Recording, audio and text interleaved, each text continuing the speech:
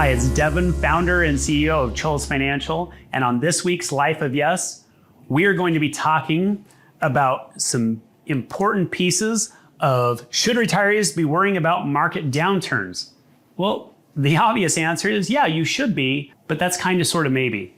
Because what we're going to discover today is if we do our planning ahead of time and we understand how the market moves, we can understand that we have less to fear if we build that appropriate plan. If we have the written retirement income plan, if we have a written investment strategy, we know where we're going, we're less likely to make that emotional response that is going to harm us in retirement. So inside of here is a chart. You're not going to be able to read a ton of it based on the information. There's so many lines. But basically what this shows is here's Black Monday, the day after Black Monday, COVID-19, global financial crisis, Trump tariff fallout, global financial crisis, global, COVID-19 pandemic, global financial crisis, all the times that the market drew down significantly inside of a 2-day period. We look at it and say, Black Monday, 24%. Day after Black Monday, another 16%. COVID-19, 13%. And down, we see an almost double-digit drops in a 2-day period over that time frame. But what we're looking at, and we've talked on other podcasts or on other videos here, that the days to recover of making sure that we have at least 5 years worth of income, because there's really never been a time when the market hasn't rebounded back inside of it. So if we look at Black Monday, it only took us 481 days to get back to even. We lost all that money. We went way, way down, but we came right back within basically a year and a half. When we look at the pull down for COVID-19 in a 2-day period, we lost 13.9%. It took us 50 days, only 50 days, not even 2 months to get back where we were at.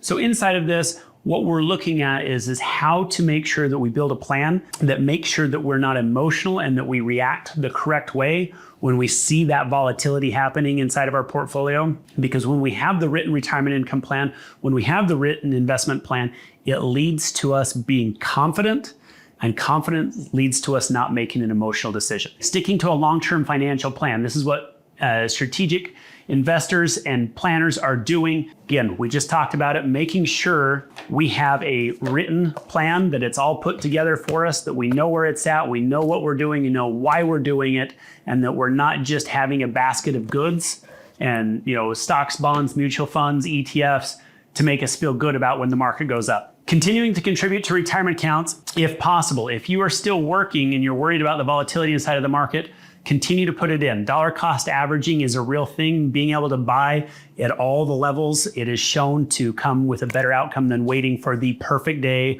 or missing the perfect day, to just continue the habit of putting that money in. Staying diversified. Now, I get a lot of people that when they think about diversification, they think, oh, well, I need to be all over the place. And that's not true. And in fact, I think of it a lot of times as being diversification, that the more positions we hold, the worse and more average our portfolio becomes. When we talk about diversification, we're talking about how is our money working for us in safety, income, and growth, that we're diversified in what actually matters to us. As we put that money in there to help us achieve our goals, we know where we're going.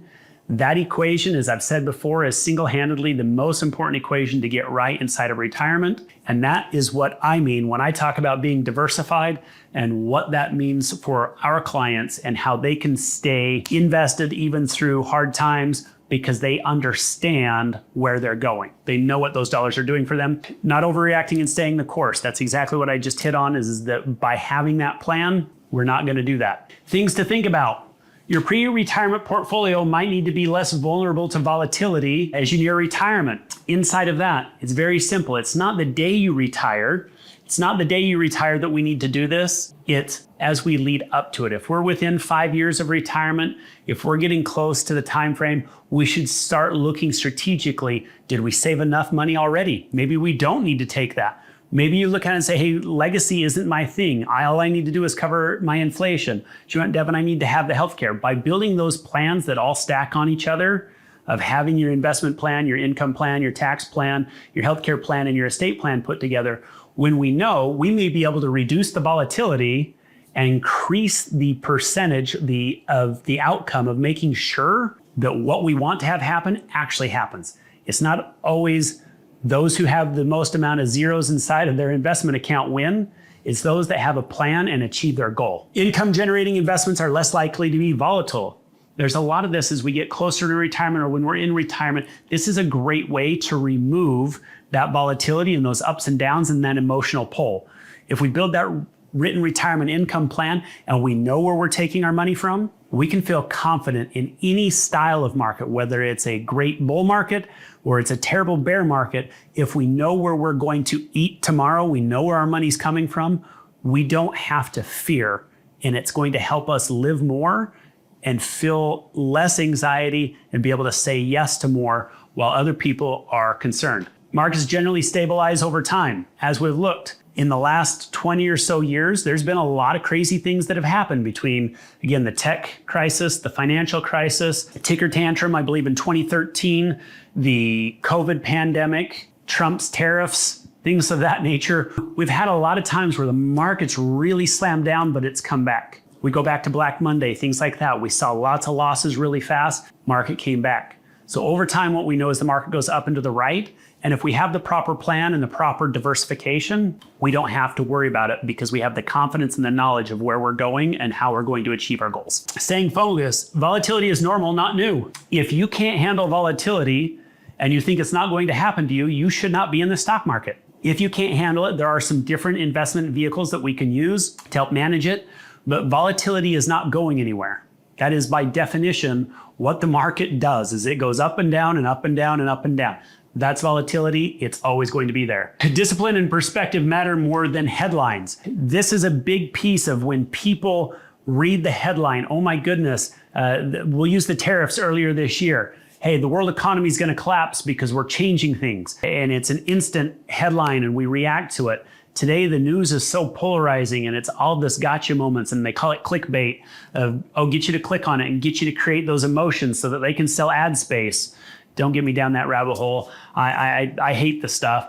But inside of there, if we have the discipline and the perspective, if we know where we're going because we took the time to make the plan and write it down, because again, if you don't have it written down, you have a hope.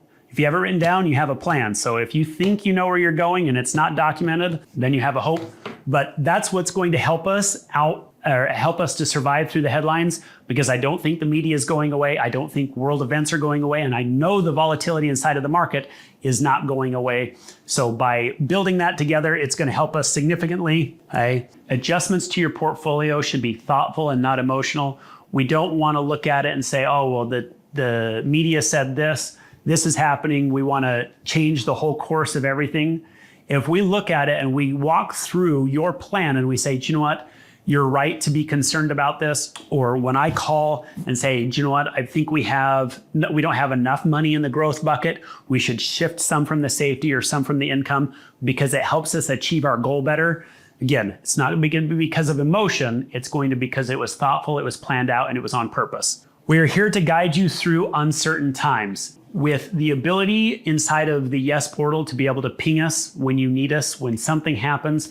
You know, if you need to buy a car, you need to go on a trip, your roof leaks, you need something like that, or you inherit some money, sell some land, whatever it is, we have the capacity to be able to meet with you, model it, plan it for you, and show you how it either enhances your life or what steps we need to take to make sure that we're still getting to our goals. What are those thoughtful adjustments that we need to take? Are you 100% sure that all 5 of your areas are covered? So many people come into my office thinking that they're taken care of because they work with an investment manager, the investment guy or investment gal that they have. But as we've learned over and over again throughout these weeks, that investments are only 1/5 of a plan. But as we age, our number one goal isn't necessarily our investments. It's how do our investments support our income? Our income is our number one goal of making sure that we can live life and do the things that we want, the things that we've always imagined. Third is the taxes. When we take that income, what's the unintended consequence of which account we took from? How does that work? With healthcare, it gets expensive to age. We want to make sure that we're protected, that we can live the life of yes that we want, but also if things don't go our way and we end up needing care or we have something happen, that we also thought through that as well so that we can get through life the best as possible. And then lastly here is legacy and estate. of making sure that our assets, that we have a trust put together, that it's titled correctly, and that our assets are going to the people that we want. And most importantly, inside of that is that the people we love get more of it than the government. And we don't leave them a tip because we have our plan in place.